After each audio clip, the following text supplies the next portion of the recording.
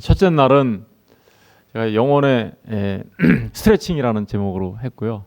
어제는 영혼의 안식, 다시 말하면 평안에 대해서 얘기했고요. 오늘은 영혼의 소원이라는 제목으로 은혜를 나누려고 합니다.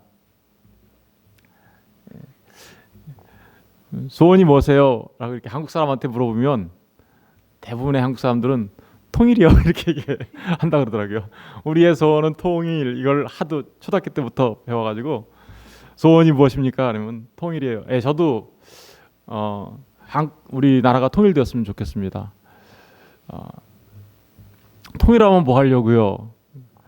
사실은 저도 저희 아버지 고향이 북한이어서 저희 아버지가 그토록 가보고 싶어 하셨던 그 아버지의 고향을 저도 가보고 싶어요. 저희 아버지 고향은 황해도 연백인데 별로 멀지 않아요.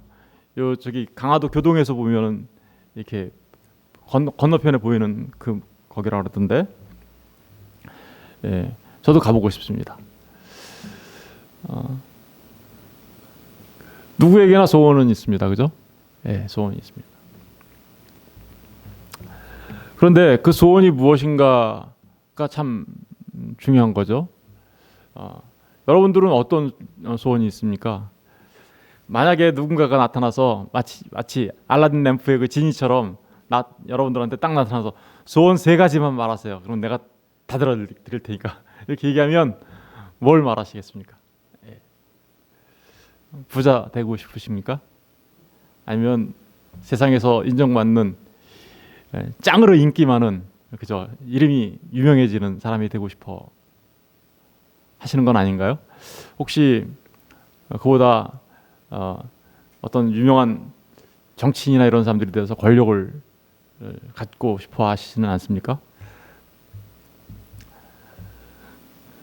우리 개그 프로그램 중에 옛날에 오늘 뭐 할 건데 그러면 이렇게 나 오늘 회사 간다 그러면 회사 가서 뭐 할 건데 돈 많이 벌어야지, 돈 많이 벌면 뭐 할 건데 돈 많이 벌어서 소고기 사 먹겠지, 이런 개그 혹시 기억나시나요? 전혀 모르시네. 되게 오래된 개그예요. 되게 오래된 개그인데 굉장히 그 뭐랄까 인간의 욕망에 대한 그 풍자라고 할 수 있을까? 뭐 그런 내용의 개그예요. 공부 열심히 해야지. 그러면 공부 열심히 해서 뭐 할 건데? 좋은 회사 취직해야지. 좋은 회사 취직해서 뭐 할 건데? 그래. 돈 많이 벌어야지. 돈 많이 벌면 뭐 할 건데? 소고기 사 먹겠지. 이러면서 했던 개그예요. 그런데 여러분, 정말 결국은 인간이 꿈꾸던 그 모든 것이 어디로 집중돼요? 소고기 사 먹겠지. 그걸로 집중되고 있잖아요. 이거 얼마나 이거 허망해요, 그죠? 예? 우리 한번 전도서 잠깐 가서 보실까요? 전도서 5장. 전도서 5장 잠깐 가서 보시면 10절 보세요. 은을 사랑하는 자는 은으로 만족하지 못하고 풍요를 사랑하는 자는 소득으로 만족하지 아니하나니 이것도 헛되도다. 재산이 많아지면 먹는 자들도 많아지나니 그 소유주들은 눈으로 보는 것 외에 무엇이 유익하랴. 돈이 엄청나게 많은데요, 그냥 눈으로 보는 것 외에 뭐가 유익하냐 이렇게 얘기하고 있어요. 12절, 노동자는 먹는 것이 많든지 적든지 잠을 달게 자거니와 부자는 그 부유함 때문에 자지도 못하느니라. 큰 폐단이라고 얘기하고 있어요. 내가 헤아려서 큰 폐단이 되는 일을 있는 것을 보았나니 곧 소유주가 재물을 자기에게 어떻게 해요? 해가 되도록 소유하는 거다. 그러면서 15절 보니까 그가 모태에서 벌거벗고 나왔은즉 그가 나온 대로 돌아가고 수고하여 얻은 것을 아무것도 자기 손에 가지고 가지 못하리니 이것도 큰 불행이다. 18절에 보면요, 굉장히 긍정적으로 얘기하는 부분들이 있어요. 사람이 하나님께서 그에게 주신 바 그 일평생에 먹고 마시며 해 아래서 하는 모든 수고 중에서 낙을 보는 것이 선하고 아름다움을 내가 보았나니 그것이 그의 몫이로다. 또한 어떤 사람에게든지 하나님이 재물과 부요를 그에게 주사 능히 누리게 하시며 제 몫을 받아 수고함으로 즐거워하게 하신 것은 하나님의 뭐예요? 선물. 그러니까 이게 꼭 나쁜 것만은 아니고 하나님의 선물이기는 해요. 그런데 앞에 뭐라고요? 예, 그것들이 전부 다 어떤 불행이고 큰 폐단이 있다라고 얘기하고 있죠. 그러면서 20절을 보세요. 그 폐단의 가장 큰 원인이 뭔지. 그는 자기의 생명의 날을 깊이 생각하지 어떻게요? 아니하리니. 그러니까 하나님께서 어떤 사람에게는 또한 이렇게 재물과 부여를 주셔서 능히 누리게 하시는 거, 그거 나쁜 거 아니고 하나님의 선물이에요 라고 또 얘기하고 있어요. 그런데 진짜 패단은 뭔가요? 그는 자기의 생명의 날을 깊이 생각하지 아니하리니 이는 하나님이 그의 마음에 기뻐하는 것으로 응답하십니다. 그러니까 뭐예요? 이 세상에서 너무나 많은 재물을 갖고 이렇게 그 재물을 누리는 즐거움에 빠지면 자기의 생명의 날을 깊이 생각하지 않는 패단이 있다. 그러면서 6장 1절 보세요. 내가 해 아래에서 한 가지 불행한 일이 있는 것을 보았나니 이는 사람의 마음을 무겁게 하는 것이라. 어떤 사람은 그의 영혼이 바라는 모든 소원에 그죠? 오늘 소원 부족함이 없어 재물과 부여와 존귀를 하나님께 받았으나 혹 이렇게 받는 사람들이 있다라는 거예요. 그러나 하나님께서 그가 그것을 누리도록 허락하지 아니하셨으므로 다른 사람들이 누리나니 이것도 헛되어 악한 병이로다. 그러니까 많은 재물을 갖고 있어도 사실은 그것을 누리지 못하는 게 우리 인간에 있어서의 한계점이라는 것을 말하고 있고요. 그것이 얼마나 헛된 것인가를 그걸 다른 사람이 누려 자기는 누리지도 못해라고 말하면서 헛되고 악한 병이다라고 얘기하고 있습니다.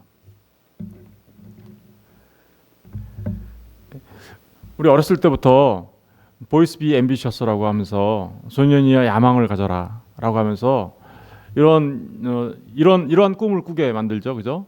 이러한 꿈을 꾸게 만들어요.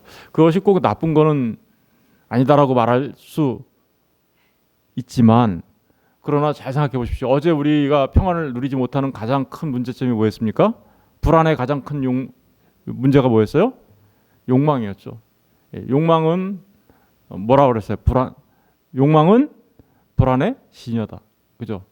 어제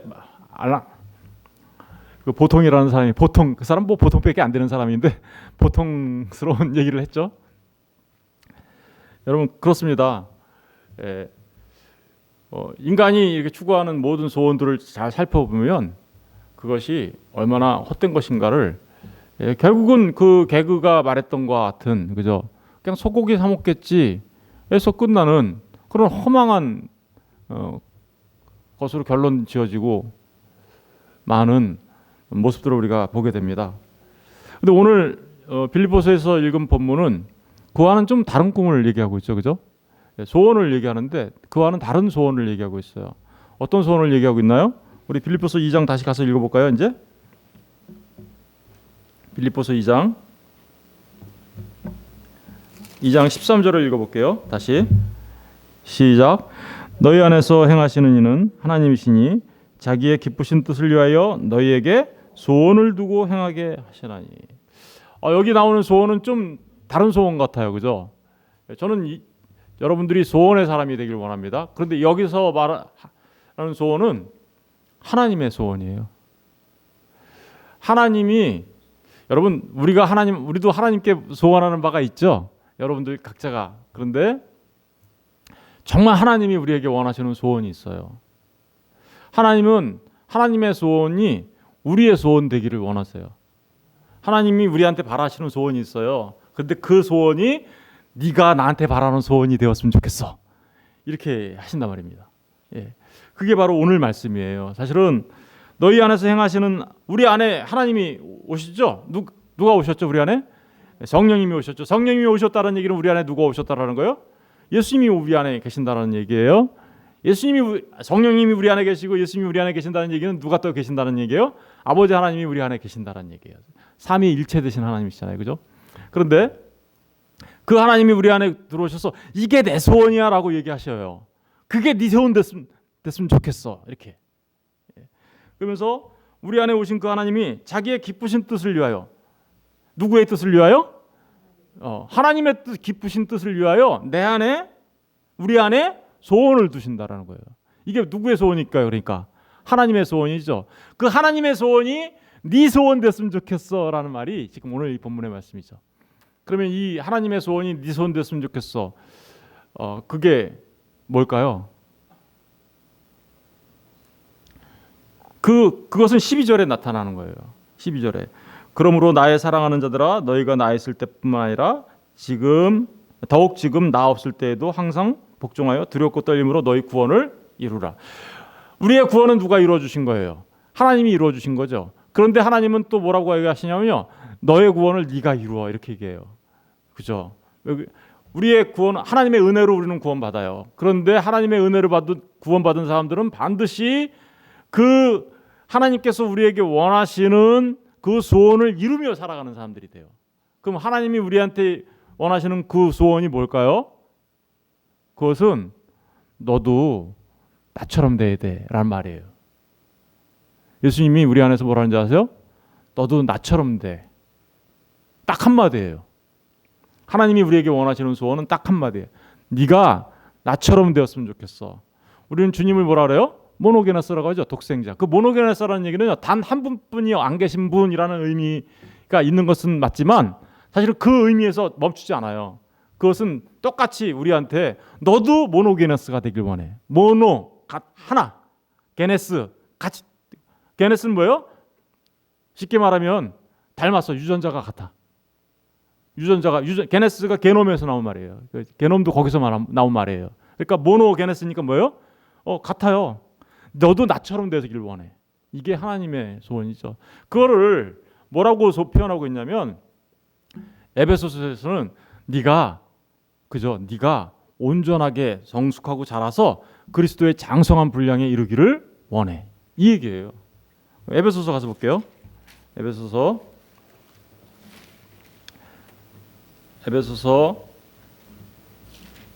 빌립보서 바로 앞에 있죠. 에베소 4장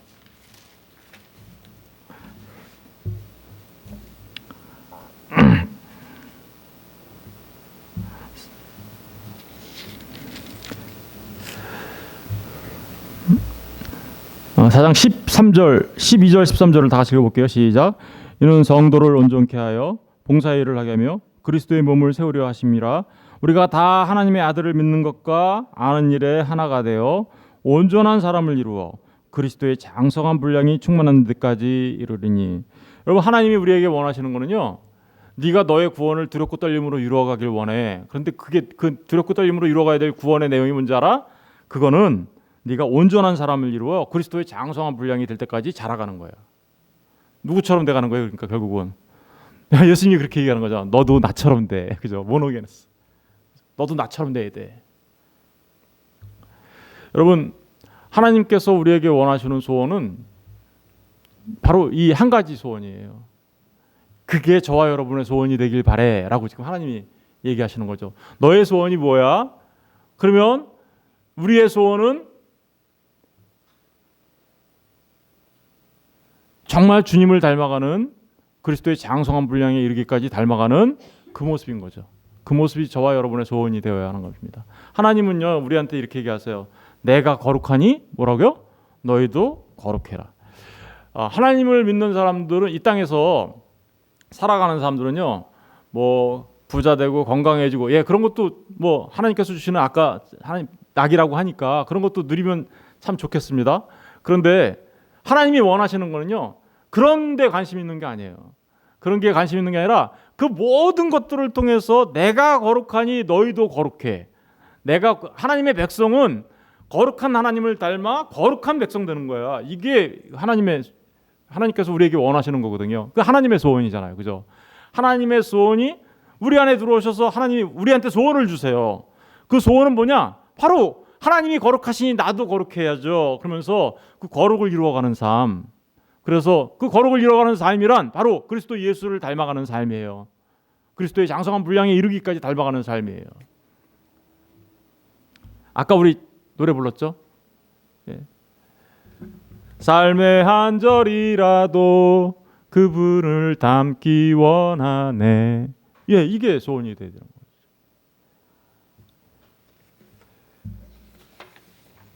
그러면서 사랑 그 높은 길로 가기 원하네. 그 좁은 길로 가기 원하네. 그 깊은 길로 가기 원하네. 여러분 이게 하나님이 우리에게 원하시는 소원이고 저와 여러분의 소원이 되어야 하는 내용입니다. 높은 산이 되려고 하지 마시고 비록 작은 동산이 될지라도 누군가에게 우리가 하나님의 말씀을 전하여 그가 참 평안을 누릴 수만 있다면, 그죠? 누군가가 나의 작은 동산에 올라와 그가 그곳에서 쉼을 알고 하나님을 만날 수만 있다면, 그렇다면 우리는 높아진 나의 산을 깎아내려서 더욱더 낮은 산을 만들고, 그래서 그 낮은 산을 만들므로써 그 누구라도 나의 동산에 올라와 하나님을 알고 하나님을 누릴 수만 있다면 그게 바로 우리의 소원이 되는 거죠. 그게 바로 이 땅에서 살아가는 증인으로서의 삶이죠, 사실은. 우리 아까 삶의 작은 일에도 가사를 한번 처음부터 다시 한번 읽어보겠습니다. 삶의 작은 일에도 그 마음을 알기를 원하네. 그 길, 그 좁은 길로 가기 원해. 나의 작음을 알고 그분의 크심을 알며 소망, 그 깊은 길로 가기 원하네. 저 높이 솟은 산이 되기보다 여기 오름직한 동산이 되길, 내 가는 길만 비추기보다 누군가의 길을 비춰준다면 내가 노래하듯이 또 내가 얘기하듯이 살 길, 난 그렇게 죽기 원하네. 삶의 한 절이라도 그분을 닮기 원하네. 사랑, 그 높은 길로 가기 원하네. 그 좁은 길로 가기 원하네. 그 깊은 길로 가기 원하네. 기도하시겠습니다.